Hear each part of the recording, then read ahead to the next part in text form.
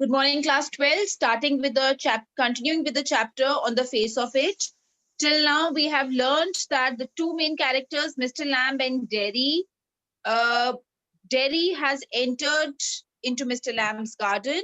He's climbed the wall and jumped into Mr. Lamb's garden. He was shocked to see Mr. Lamb in front of him, but Mr. Lamb didn't give any kind of reaction to him. Rather, he was quite hospitable towards him, and they both had a good long conversation where we find that Mr. Lamb, an elderly person, he had a positive approach towards life. He was happy with the amidst the nature. He was a social person. He loved people coming to his house. But Jerry, on the other hand, was a person who wanted to be alone. Both of them suffered from a kind of a disability. Mr. Lamb had a thin leg and Derry had half-burned face. On this, we find that Derry didn't like himself. He believed that people hated him. He believed that people hated him. But Mr. Lamb, on the other hand, didn't bothered about his disability, and he tells that children teased him by Lamey Lamb, but still he was okay with it, right? So now we are continuing from page number 63. Let's start. Yes, ma'am. Lord boy, you've got 2 arms, 2 legs, eyes, ears, you've got a tongue and a brain. You will get on the way you want, like all the rest. And if you chose, set your mind to it, you could get on better than all the rest. How? Same way as I do. Do you have any friends? Hundreds. But you live by yourself in that house. It's a big house too. Friends everywhere. People come in. Everybody knows me. The gate's always open. They come and sit here and in front of the fire in winter. Kids come for the apple and the pears and for toffee. I make toffee with honey. Anybody comes? So have you? But I'm not a friend. Certainly you are. So far that I am concerned, what have you done to make me think you're not? You don't know me. You don't know where I come from or even what my name is. Why should that signify? Do I have to write all your particulars down and put them in a filing box before you can be a friend? I suppose not. No. You could tell me your name if you choose, and not if you don't. If you didn't. Derry. It's Derek. But I hate that. Derry, if I'm your friend, you don't have to be mine. I choose that. Certainly. I might never come here again. You might never see me again. And then I couldn't still be a friend. Why not? How could I? You pass people in the street and you might even speak to them, but you never see them again. It doesn't mean they are friends. Doesn't mean they're enemies either, does it? No, they are just nothing. People, that's all. People are never just nothing. Never. There are some people I hate. That do you more harm than any bottle of acid? Acid only burns your face. Only Like a bomb only blew up my leg. There's a worse thing can happen. You can burn yourself away inside. after I would come home, one person said he would have been better off stopping in there. In the hospital, he would be better off with the others like himself. She thinks blind people only ought to be with other blind people and idiot boys with idiot boys. People with no legs altogether. That's right. What kind of world would that be? At least there would be nobody to stare at you because you were not like them. So you think you're just as the same as all the other people with burnt faces? Just by what you look like? Ah, everything's different. Everything's the same, but everything is different itself. How do you make all that out? Watching, listening, thinking. I would like a place like this, a garden. I would like a house with no curtains, The gate's always open. but this isn't mine. Everything is yours if you want. What's mine is anybody's. So I could come here again. Even if you were out, I could come here. Certainly, you might find others here, of course. Oh, Well, that need not stop you. You needn't mind. I would stop them. They would mind me when they saw me here. They look at my face and run. Okay, just a second now. See, now you find a difference between in Derry's attitude now and earlier. Earlier, he was like in a hot conversation. He just spoke negative things about himself, about the people, and he was not opening up. Now he's telling about what he likes and what he doesn't like. He says, I also do not like these windows and curtains. I also like the open environment. So I can come here anytime. He says, on this, Mr. Lamb says, yes, you can come anytime. So now he's opening up. His initial reaction was that stay away from me, people hate me, so you will also be hating me. But when he gets that, affectionate behavior and very normal behavior from Mr. Lamb, Jerry is also now becoming comfortable with him. He realizes that Mr. Lamb is a friendly person who says everybody is my friend and anybody, I love to be social. I have no objection to people coming to my house. My gates are open. My what is mine is everybody's, right? So when Jerry finds Mr. Lamb's reaction like that, because generally he is not used to such reactions. Most of the time, what he gets is that hatred, people try to run away from him. So all these things generally he finds. So this time when he's getting that warm, affectionate behavior, then he is ready, happy, and now he is comfortable talking to Mr. Lamb. He's friendly now. Just a second, please.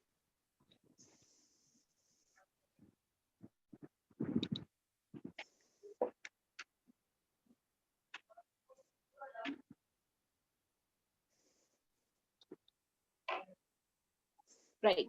Please continue. They might not.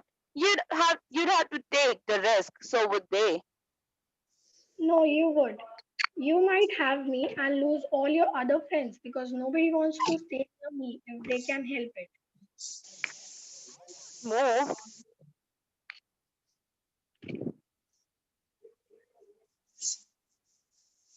Shivangi, I've read wrong line.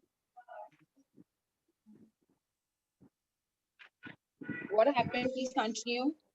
I have not moved. No, When I go down the street, the kids shout lamby lamb, but they still come into the garden, into my house. It's a game. They're not afraid of me. Why should they be? Because I'm not afraid of them. That's why not. did you get your leg blown off in the war? Certainly. How will you climb on a ladder and get the crab apples down then? Oh, there's a lot of things I have learned to do, and plenty of time for it. Years. I take it steady. If you fell and broke your neck, you could lie on the grass and die if you were on your own. I could, You said I could help you, if you want to. but my mother will want to know where I am. It's 3 miles home across the fields. I'm 14, but they still want to know where I am. People worry. People fuss. Go back and tell them. It's 3 miles. It's a fine evening. You have got legs. Once I got home, they would never let me come back. Once you got home, you will never let yourself come back. You don't know what I could do. No, only you know what. No, only you know that. If I chose,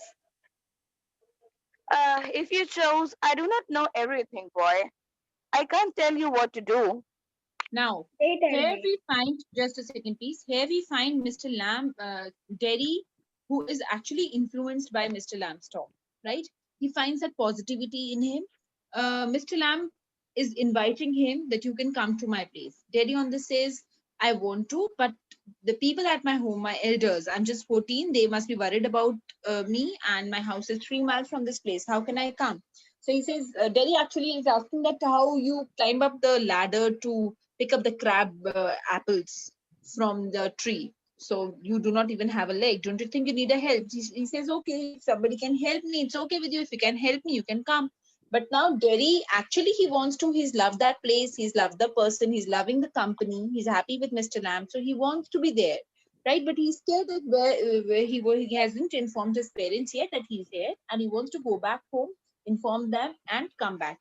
But at the same time, he's worried that they won't let him come back again. Once he tells them that he wants to go to this person and to help him, they might not really be accepted, because obviously he is not a normal child. He's normal in the sense that his behavior, everything is otherwise just as normal, but because he's suffering from that burnt face, he's having that half burnt face, so perhaps parents are also more concerned at what kind of reaction, what kind of attitude he gets from the people, right? So Derry though wants to go back home and tell them, so he is a bit reluctant. He says like 3 miles. Mr. Lamb says, no problem, you have legs, you can go back home, inform them, and you can come back if you want to be here. And if you choose, I don't know everything, boy, I can tell you what to do. So if you choose, you have made up your mind to do something, then surely you can do it. Let's continue further. Now, this one point here, it is noteworthy here. See, um, Derry is telling Mr. Lamb that you have a tin leg. You don't not even have your two legs. So still you are climbing up the ladder and you are picking up the crab apples. It might happen that you may fall, you may get hurt, or you lie down on the grass, or even you may die because of that. So you should take care of it, right? So let's continue. They tell me. Do you have to agree? I don't know what I want. I want something no one else has, but or ever will have. Something just mine, like this garden. I don't know what it is. You could Anshika, please find speak out. a little louder. Anshika, your voice is very low. Please speak a little louder. It's not very much clear. Okay, ma'am. Hmm. You could find out. How? Waiting, watching, listening, sitting here or going there. I'll have to see to the bees. Those are the people who come here. Do they talk to you? Ask you things? Some do, some don't. I ask them. I like to learn. I don't believe in them. I don't think anybody ever comes. You are here all by yourself and miserable, and no one would know if you were alive or dead, and nobody cares. You think what you please. All right, then, tell me some of their names. What are names? Tom, Dick, or Harry? I'm off to the bees. I think you're daft, crazy. That's a good excuse. What for? You don't talk sense. Good excuse not to come back. And you have got a burnt face. And there's other people's excuse. You're like the others. You like to say things like that. If you don't feel sorry for my face, you're frightened of me, of it. And if you're not frightened, you think I am ugly as a devil. I am a devil, don't you?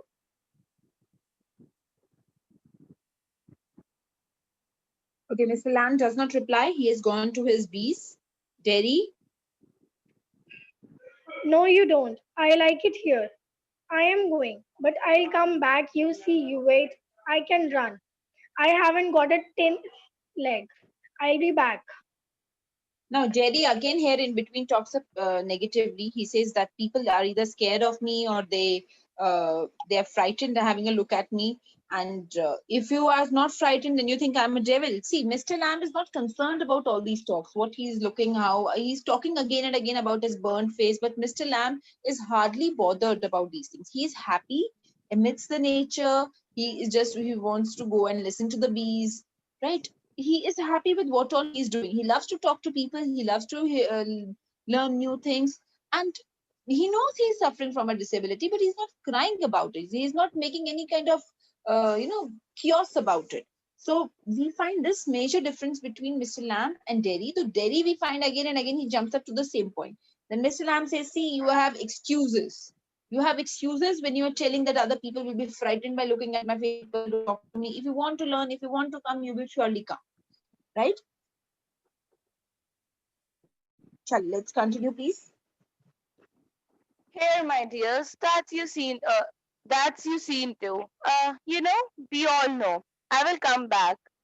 They never do though. Not them. Never do come back. Okay. Now Ma'am, it's this is scene scene two. two. Just a second. Yeah, this is scene two. In the scene one, we have seen the conversation between a prolonged conversation between Mr. Lamb and Derry. Now in scene two, scene one ending, Derry has gone back. Right, he has gone back to his house. Scene two, we will find Derry has gone to his home. He will take permission from his mother.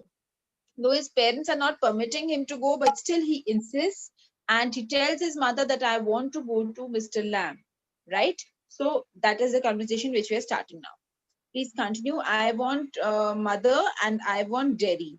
Um, Shubhangi, this time you be Derry and I want somebody else to be mother. Anshika, your voice is not very clear. So I want somebody else. Gurnoor, are you there? Ma'am, you have. Shall we?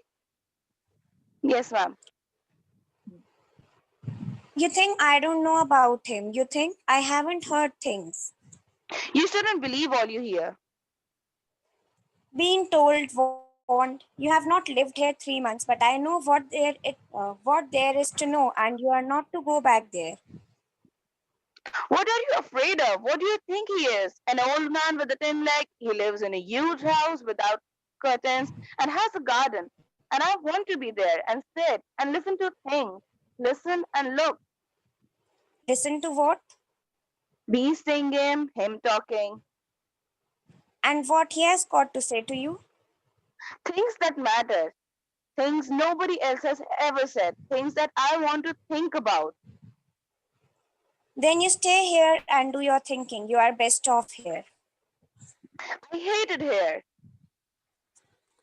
You can't help the things you say. I forgive you. It's bound to make you feel bad things and say them. I don't blame you. It's got nothing to do with my face and what I look like. I don't care about that. And it isn't important. It's what I think and feel. What I want to see and find out and hear. And I'm going back there only to help him with the crab apples, only to look at things and listen. But I am going. You'll stop here. Oh no, oh no. Because if I do not go back there, I will never go anywhere in this world again. And I want the world. I want it. I want it. Okay, so in this scene, we find it very clearly now. Mr. Lamb has influenced Terry majorly. We find a change in Terry's attitude. He goes back to his house. He tells his mother, I want to go and stay with Mr. Lamb. He says, why do you? She says, why do you want to go there? So he says, because I want to listen to him. I want to listen to the bees. She says, and I want to do a lot of thinking. She says, then sit here and think. He says, no, I'm fed up from this place. I want to move out. I want to be in the nature. I want to live in a house with no gardens and a big, with no curtains and a big garden. I want to, it hardly matters to me that I have a burnt face now. I want to see what I want to and the way I want to feel, the way I want to think. I'm just concerned about my own thoughts and feelings. Right? Mother tries to stop him here, but Jerry is not concerned. He says, if I'm not going back this time, I will never ever go back into the world.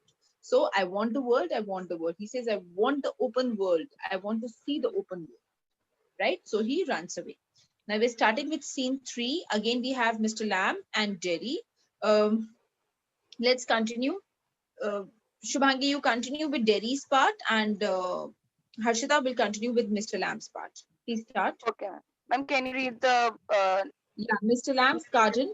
Garden sounds, the noise of a branch shifting, apples thumping down, the branch shifting again. So this is again the setup of Mr. Lamb's garden. So Derry is now back into Mr. Lamb's garden. Please Steady. continue. That got it. That's it. And again, that's it. And ma'am, the narrator's part? A creak, a crash, the ladder falls back, Mr. Lamb with it. A thump, the branch swishes back, creaks, then silence. Jerry opens the garden gate, still panting. Now, Mr. Lamb, steady.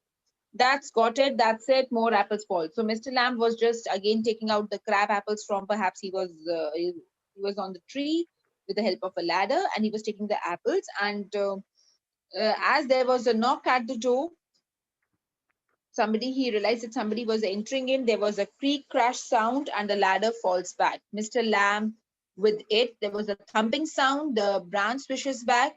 Then there is absolutely silent. So Derry opens the garden gate, still panting. He came running, so he's still panting. Derry, please continue. You see, I came back. You should.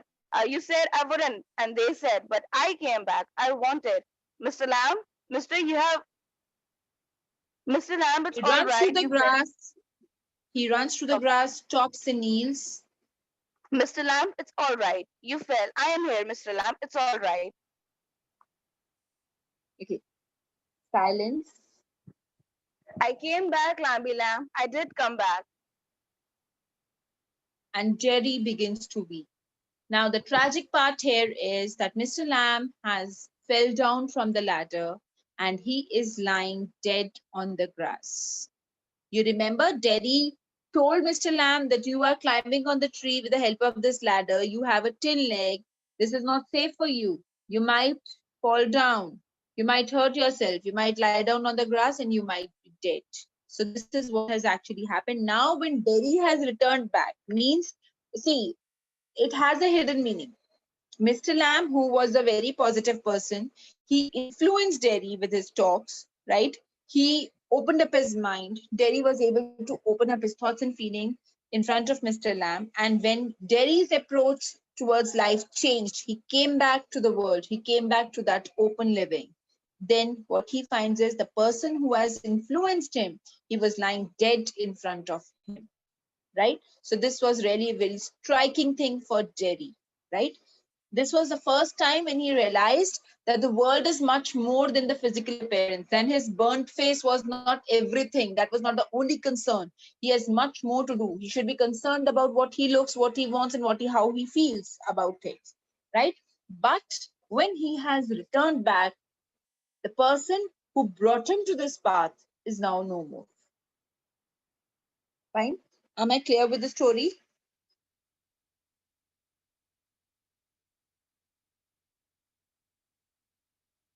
Okay, I'll take a pause here.